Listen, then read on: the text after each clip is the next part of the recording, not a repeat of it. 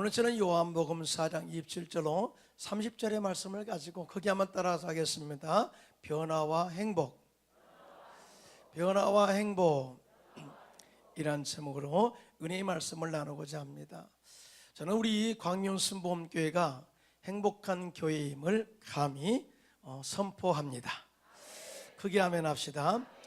왜냐하면 요즘 매 금요 찬양 예배 때마다 단기 선교를 마치고 돌아온 후 선교 보고를 간증하는데요, 간증하는 사람들이 한결같이 참 행복한 고백을 하고 있습니다.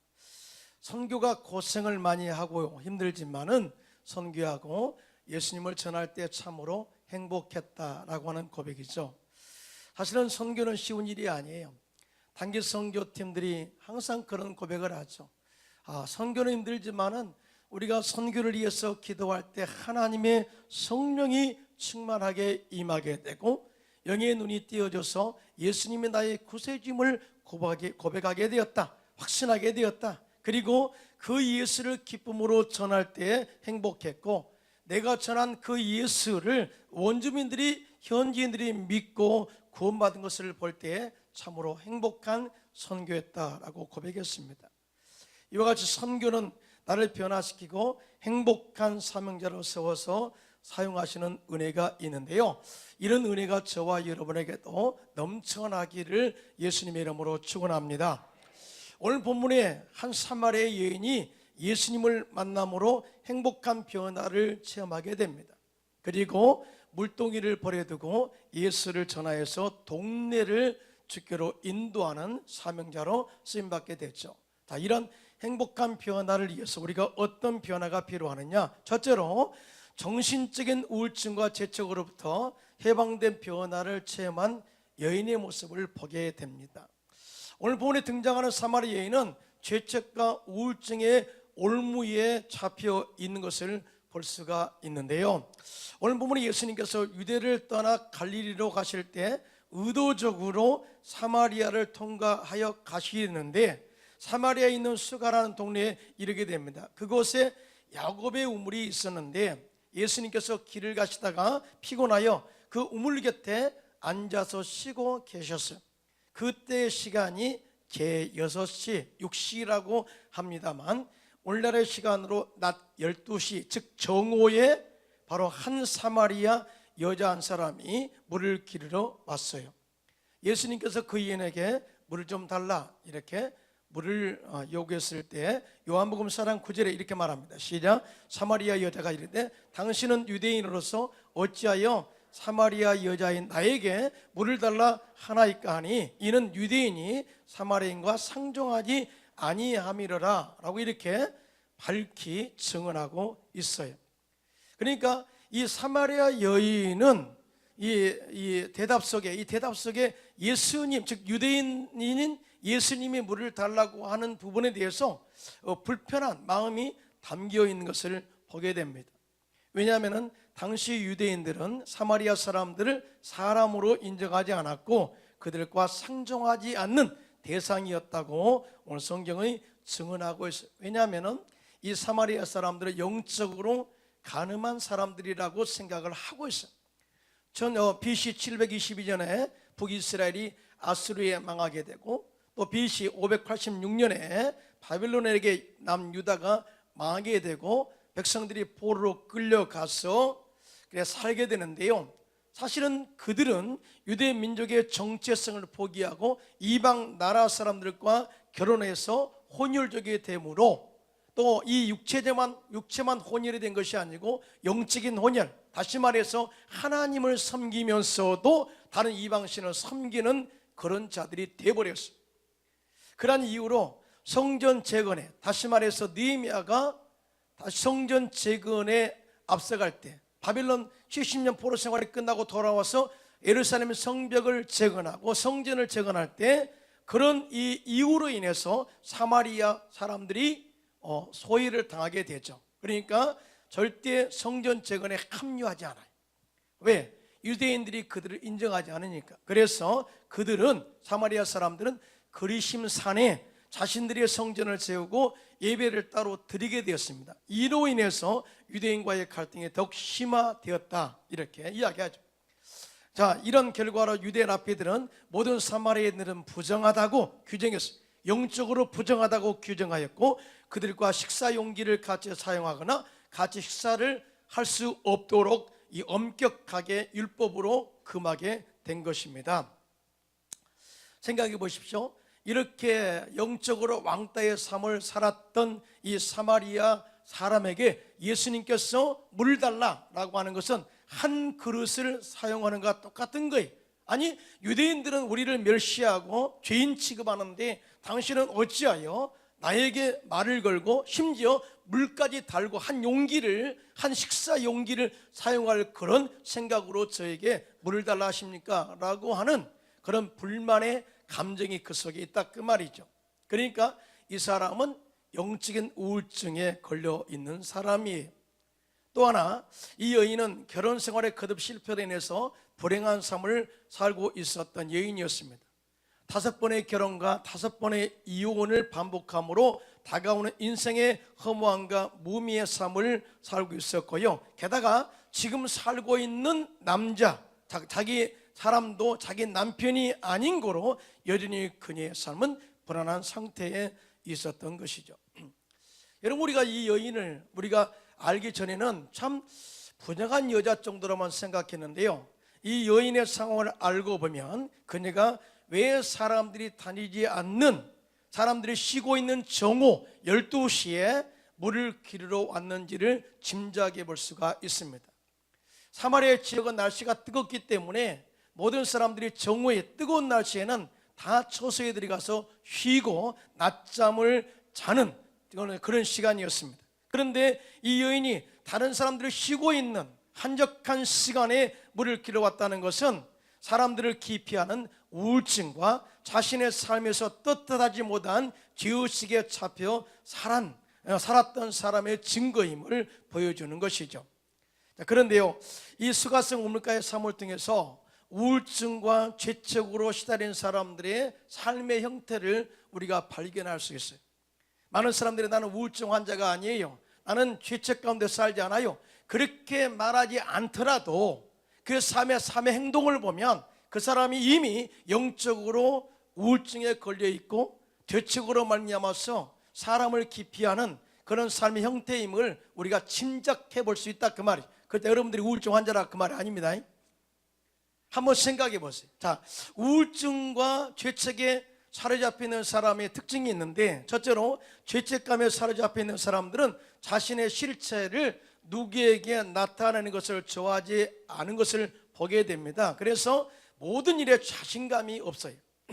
그리고 자신을 바라보고 평가하는 주변의 시선에 예민하게 반응하고 불안해합니다. 그래서 이 여인의 삶은 항상 밝지 못하고 그늘져 있어요. 그러니까 그의 삶이 우울한 거죠. 여러분, 마음이 밝지 못한 사람은 얼굴에 그늘이 끼어 있다, 이렇게 우리가 생각하면 틀림없어요. 뿐만 아니라 두 번째, 죄책감에 사로잡혀 있는 사람들은 사람들과의 관계가 원만하지 않습니다. 이런 사람들은 사람들을 이해하는 폭이 좁아서 자신의 생각에 맞지 않으면 과민하게 반응하고 버럭 화를 폭발하기도 합니다. 그래서 이 여인이 예수님의 질문에 예수님께서 물을 달라 이렇게 요구했을 때 예민하게 반응한 것을 보게 돼요. 아니, 당신은 유대인으로서 우리들과 상종하지 않는 사람인데 어찌하여 저에게 물을 달라고 하십니까? 하는 그런 반응이죠. 이 여인은 상대를, 사실은 예수님은 목말랐거든요.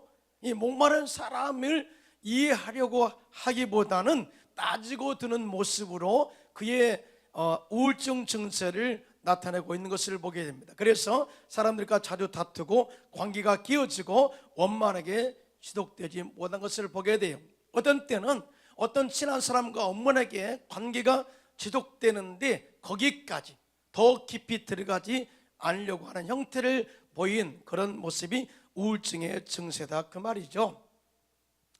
이렇게 불행한 인생, 즉 우울증과 죄책으로 살았던 이 사마리아 여인에게 예수님이 찾아오셔요. 그리고 예수님을 만남으로 말미암아서 놀라운 변화를 얻게 되고요, 내가 만난 예수 즉 메시아를 동네에 나가서 전하는 그러한 사람으로 변화되는데요, 이걸 다른 말로 행복한 변화, 하나님의 은혜라고 말합니다. 할렐루야. 이러한 역사가 저와 여러분에게도 넘쳐나기를 예수님의 이름으로 축원합니다. 이런 행복한 변화를 경험한 사람이 성경에 또 소개되고 있는데요, 바로 여리고성의 부자요 세리장이었던 삭개오예요. 여러분, 삭개오는 돈이 많은 부자다 이렇게 소개를 해요. 돈이 많은데 항상 그 마음속에 영적인 갈증이 있었어요. 왜냐하면 유대 사회에서 왕따를 당했거든요.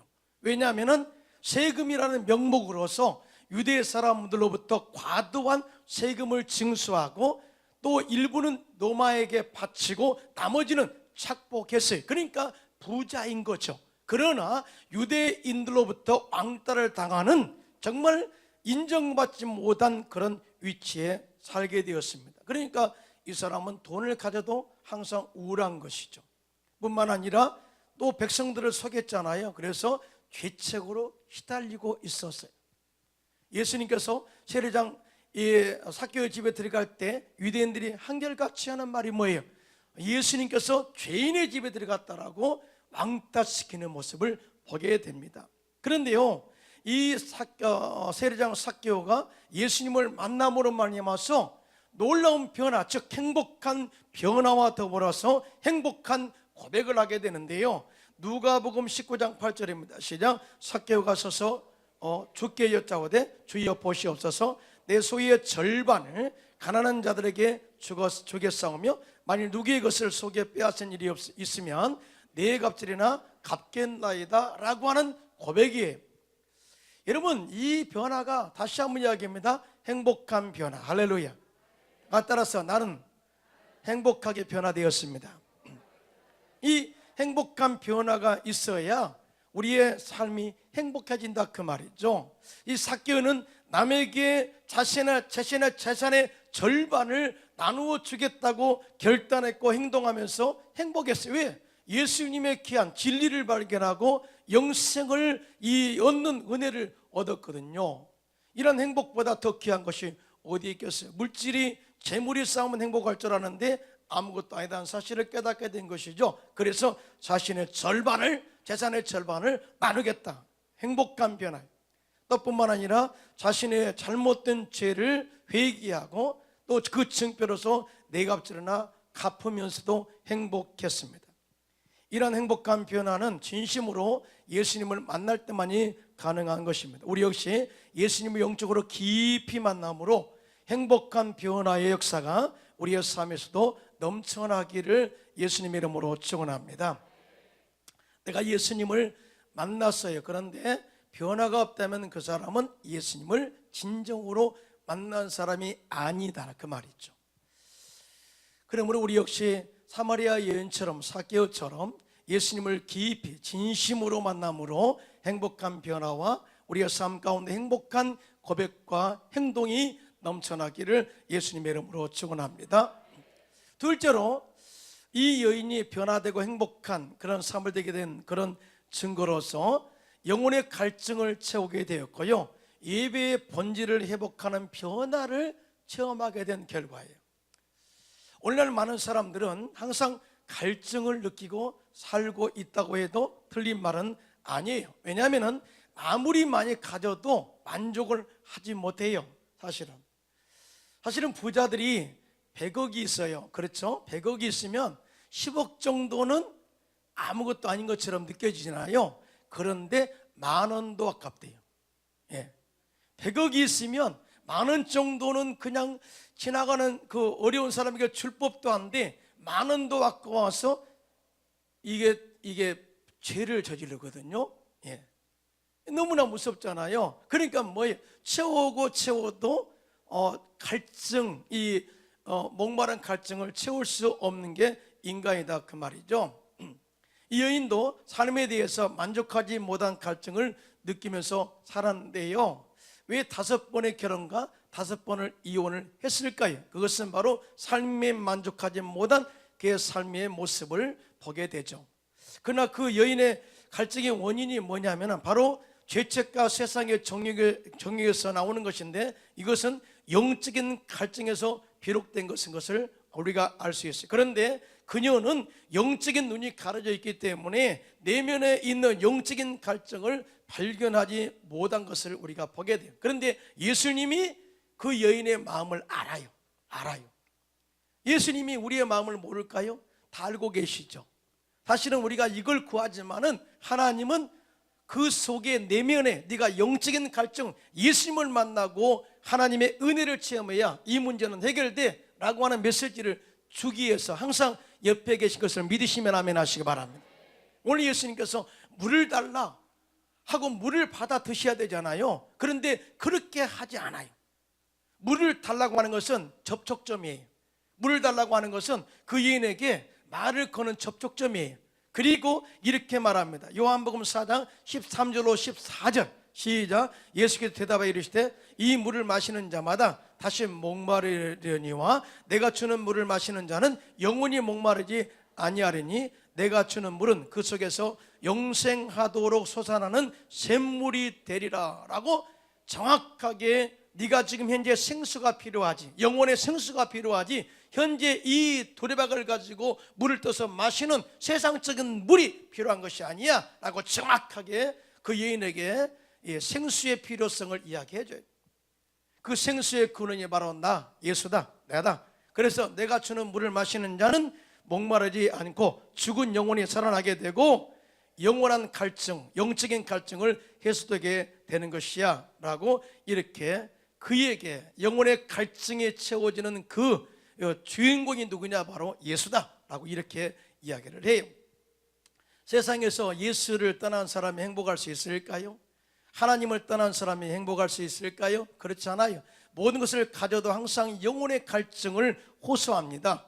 이스라엘 백성들이 하나님을 멀리 떠났어요. 그러면 행복해야 되잖아요. 그런데 항상 영혼의 갈증이 있다 보니까 이방 사람들이 섬겼던 바알신과 아세라신을 섬기고 삽니다. 그러면서도 행복하기를 원했어요. 그러나 에레미야 선지자가 그렇게 말합니다. 네가 행복하기를 원하냐? 절대 행복할 수 없다. 왜? 그 이유가 바로 이것 때문이야. 그러면서 에레미야서 2장 13절 이렇게 말씀합니다. 시작. 내 백성이 두 가지 악을 행하였나니 곧 그들이 생수의 근원되는 나를 버린 것과 스스로 웅덩이를 판 것인데 그것은 그물을 가두지 못할 터진 웅덩이들이라고 분명하게 그들이 갈증을 느끼는 이유를 이야기하고 있습니다.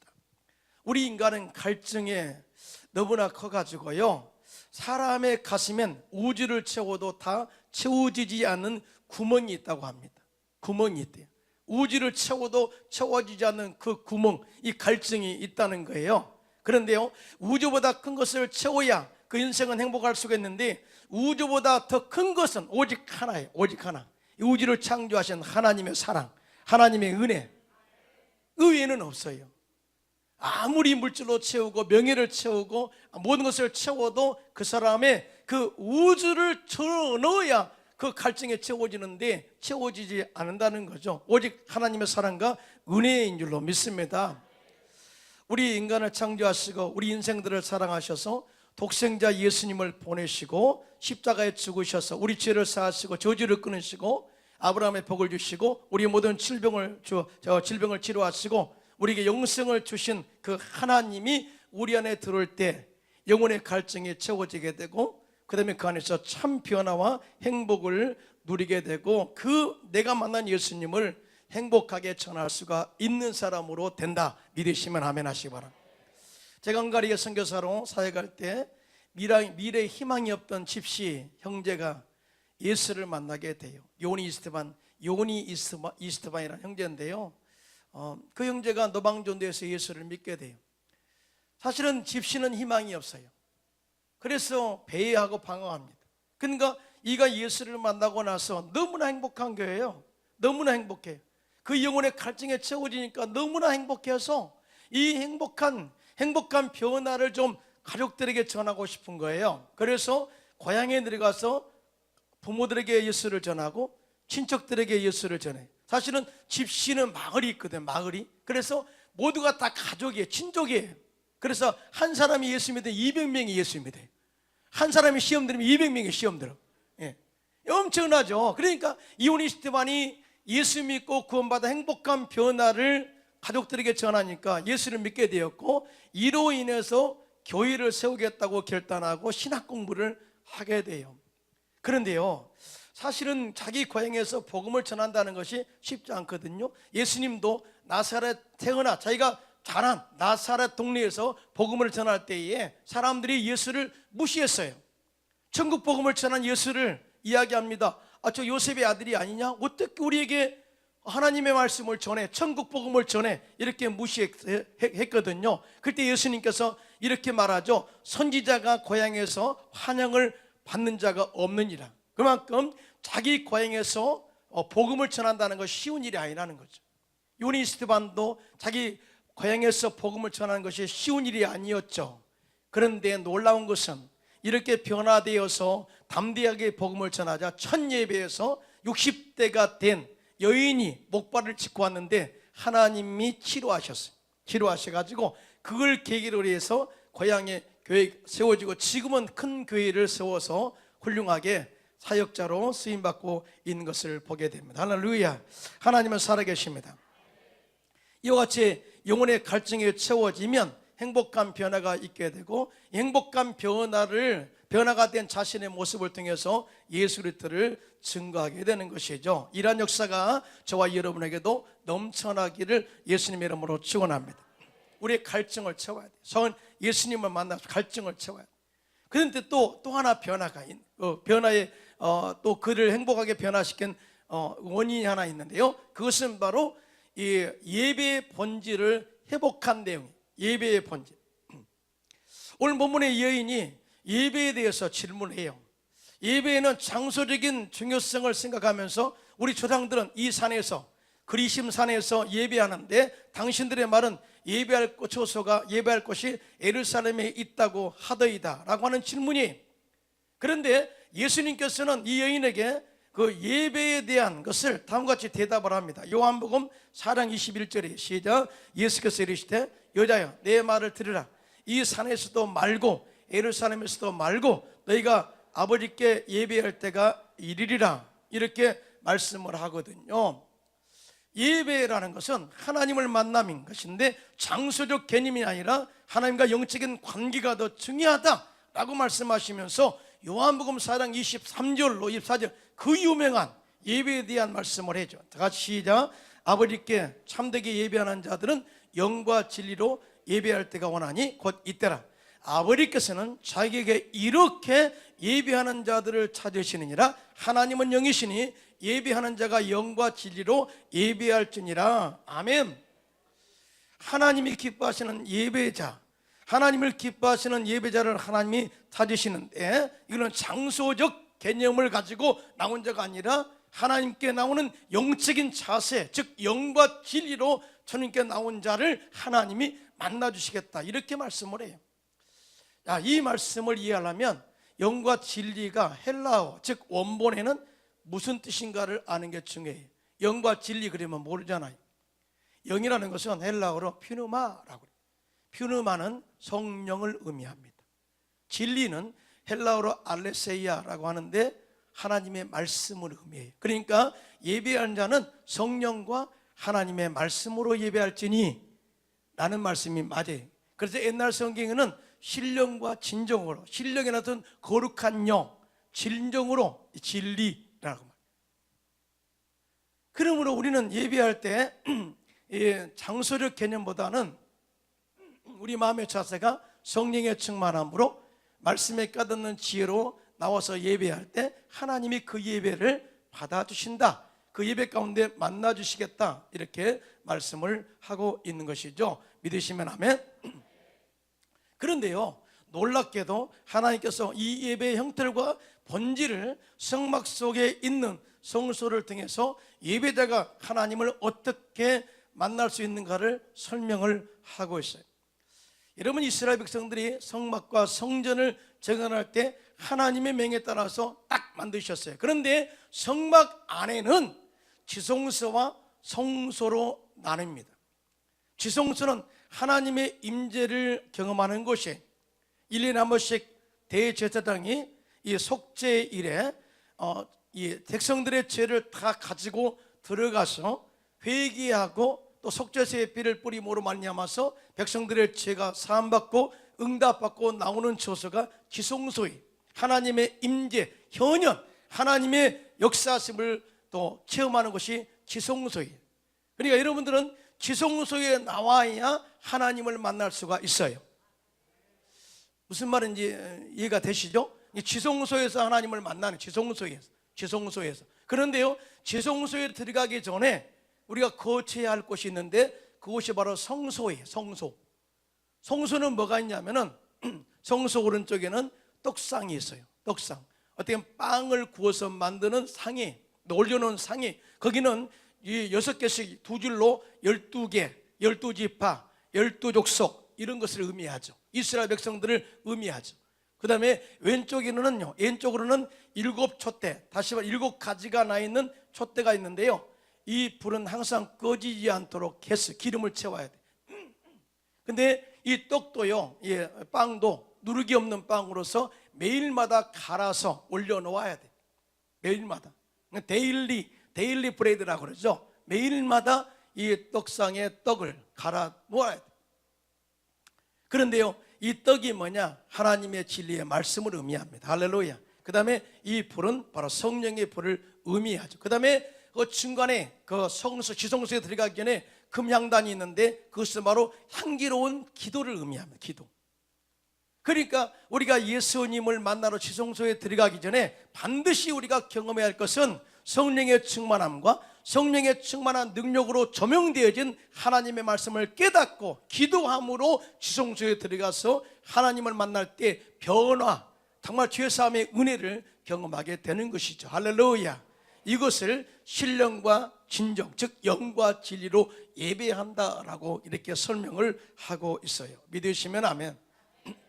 그러므로 여러분들이 이 교회 와서 예배 드릴 때 나 왔습니다 이 정도로 끝나면 안 되고요, 왜 여러분들이 먼저 와서 기도하고 찬양하고 성령으로 충만하고 말씀을 사모하라고 한 이유가 바로 여기에 있는 것이죠. 그러므로 우리 성도님들은 어찌하든지 성령 충만함과 또 말씀 충만함으로 또 준비해서 지성소에 계시는 주님을 만남으로 변화를 경험하게 되시기를 예수님의 이름으로 축원합니다. 이 여인이 바로 이러한 영적 예배의 회복을 통해서 예수님을 알아봐요. 놀랍잖아요. 자, 그런데 세 번째, 이 여인이 행복한 변화가 이루어졌다는 것을 행동으로 나타나는데요, 그 행동이 아주 중요합니다. 많은 사람들이 우리가 예수 믿고 구원받은 증거가 뭐냐? 우리가 증거를 나타내야 되잖아요. 근데 아무 행동도 하지 않아요. 예수도 전하지 않아요. 그러면 그 사람은 가짜 변화예요. 가짜 변화. 오늘 이 사마리아 여인은 예수를 만나고 영적인 갈증에 채워지자, 예배에 대한 본질을 회복하자, 그 삶의 목적이 회복되었습니다. 그리고 물동이를 그곳에 버려두고 예수를 증거하게 되는데요, 오늘 본문 요한복음 4장 28절로 30절, 오늘 이 말씀만 제가 읽었죠. 다 시작. 여자가 물동이를 버려두고 동네로 들어가서 사람들에게 이르되 내가 행한 모든 일을 내게 말한 사람을 와서 보라, 이는 그리스도가 아니냐 하니 그들이 동네에서 나와 예수께로 오더라. 자, 동네가 다 이 여인이 전한 복음을 듣고 구원받게 돼요. 놀라운 역사죠. 한 사람의 변화로 인해서 그가 행복해지자 행복한 변화를 동네에 나가서 전할 때 온 동네가 변화되고 행복한 그런 동네로 변화되고 많은 그런 결과를 보게 되는데요, 이 여인이 변화된 모습으로서 행동한 두 가지. 첫째로 그녀는 물동이를 버렸다. 물동이를 버렸다. 얼마 전까지만 해도 이 여인은 물동이를 들고 육신의 갈증을 채우기 위하여 우물가로 왔습니다. 그러나 지금 그녀는 아낌없이 물동이를 버려두고 동네로 들어가 예수를 전했다, 그 말이죠. 무슨 말이에요? 이 물동이는 그녀에게 있어서 삶의 한 방편이요, 욕구 충족의 한 수단이었습니다. 그런데 물동이를 버렸다는 것은 이전에 죄악된 삶을 청산하겠다는 결단의 행동으로서의 의미가 있다는 거죠. 더 나아가 그녀가 자신의 변화를 잠시 기쁨으로 끝나는 것이 아니라 확실하게 변화된 의지를 보여주는 행동이었다. 사랑하는 성도 여러분, 우리 역시 마찬가지입니다. 예수를 진정으로 진심으로 만났다면, 또한 우리의 신앙이 진전되고 성숙하기를 원한다면, 이러한 세상적 포기와 결별에 동반돼야 된다. 결별에 동반될 때만이 우리의 삶 가운데 변화가 일어나게 되고 성령이 우리 안에 들어오셔서 우리의 삶에 놀라운 행복한 변화를 주도해 가신다는 사실을 믿으신 분만 손들고 아멘 하시기 바랍니다. 결별을 선언, 세상과의 결번, 세상을 포기하는 선언, 이것이야만이 하나님 역사가 일어나는 거죠. 또한 예수가 그리스도임, 즉 메시아임을 증거했습니다. 물동이를 버린 행동이 과거를 청산하는 의지적인 결단의 행동이었다면, 이제 그녀가 만난 예수님을 당당하게 전파하는 사명자로 헌신하게 된 것을 보게 됩니다. 이 여인이 얼마나 강력하고 진지하게 복음을 전했던지, 이 여인이 전한 복음을 듣고 온 동네 사람들이 예수께로 나와서 구원받게 되었다. 사실은 이 행동은 쉽지 않아요. 왜냐하면 동네 사람들이 여인의 삶을 다 알아요. 다 알아요. 그런데 놀랍게도요, 이렇게 세상적으로 소외되고 우울증 환자로서, 또 남과 만나지 않는 그런 사람으로서 죄책감에 시달린 사람이 변화되어서 복음을 전하니까 더 확실하게 그들이 더 믿게 되었다. 역으로 역설적인 은혜죠. 이게 굉장히 중요한 거예요. 제가요, 헝가리에서 복음을 전할 때 철도청에 높은 지위에 있는 사람이 예수를 믿었어요. 그리고 우리 교회 안수집사가 되고 그렇게 교회에 아주 중추적인 역할을 한 사람이 되었거든요. 그 자녀가 있는데요, 아르파드라는데, 또트 아르파드인데 훌륭하게 돼가지고요, 음악가로서 최고의 명성을 헝가리에서 날리게 되고요, 지금 가끔 계명대학교 와서 강의도 하고 그 다음에 연주회도 하고 가더라고요. 놀라워요. 그런데요, 내가 그렇게 물었어요. 한날은 당신은 그 높은 지위에 있고 가톨릭 신자인데 어떻게 내가 전한 예수를 믿게 되었어요? 이렇게 물었거든요. 근데 의외로 엉뚱한 대답을 하더라고요. 궁금했어요. 그래, 궁금했어요.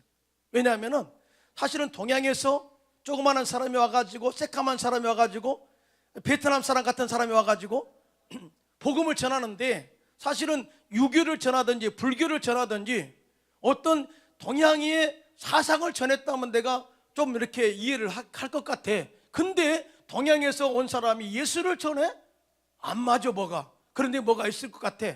그래서 예수를 믿었다는 거예요. 그래서 궁금해서 오히려 호기심을 가지고 예수를 알게 되었고, 또 제가 전한 복음을 듣고 완전히 변화되어서 정말 일꾼된 그런 계기가 되었다고 이야기를 해요. 많은 사람들이 그러죠. 나 같은 사람이 복음을 전하면 듣겠어? 아니, 안 듣지. 다 체념하기 때문에 복음을 전하지 않은 거예요. 정말 이렇게 우리가 예수님 만나고 행복하게 우리가 하나님의 은혜를 경험하게 되면 내가 경험한 그 예수를 행복하게 전하시기를 바랍니다. 담대하게 전하시기 바랍니다. 진지하게 전하시기 바랍니다. 그러면 내가 전한 복음을 듣고 많은 사람들이 변화되게 된다는 것이죠. 이와 같이 예수님 만나면 행복한 변화를 이루게 됩니다. 할렐루야. 나도 살고 이웃도 살고 가족도 살고 동네도 살고 사회가 살고 나라가 살고 모두가 다 행복한 승자가 될 수 있게 하시는 것이죠. 믿으시면 아멘. 이번에요 11월 25일 날 태신자 전도 축제가 있는데요, 오늘이 태신자 날이에요. 정말 여러분들이 지금까지 예수 믿어도 내가 전도해 본 일이 있을까? 아니, 전도해도 열매가 없다고 포기한 적이 있습니까? 그러지 마십시오. 오늘 여러분들이 어느 누구 대상을 놓고 기도하십시오.